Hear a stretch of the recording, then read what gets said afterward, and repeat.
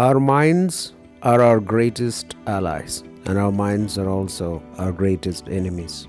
Our minds are our greatest friends. Our minds are our greatest strength. Our minds can kill us, and our minds can make us alive. Next year, think what you will do for your mind.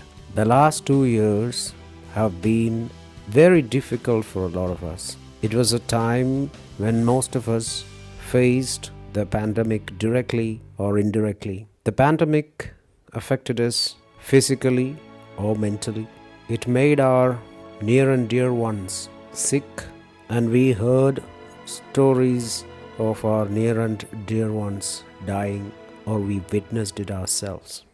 Many of us are still recovering from losing a friend, a relative, a partner, a child to the pandemic. Many of us faced problems related to the pandemic which are not exactly physical or medical. We are locked down in many countries. We cannot travel either for business or pleasure. We cannot go for tourism. We cannot travel beyond what the government allows us to do. And we are entering into a new year with the same kind of questions that we had when we ended 2020. Will 2022 be just a repeat of 2020 and 21? I think there is a 50-50 chance of things improving. But as long as we are alive, as long as we are living, the life must go on. Whether we like it or not, our minds will have their own journeys.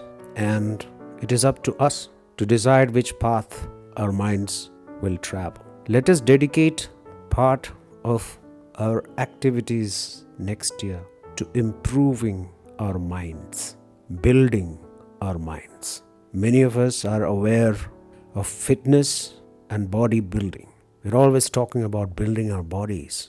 But if our minds are not built strong, there is no point in building bodies. How can we build our minds?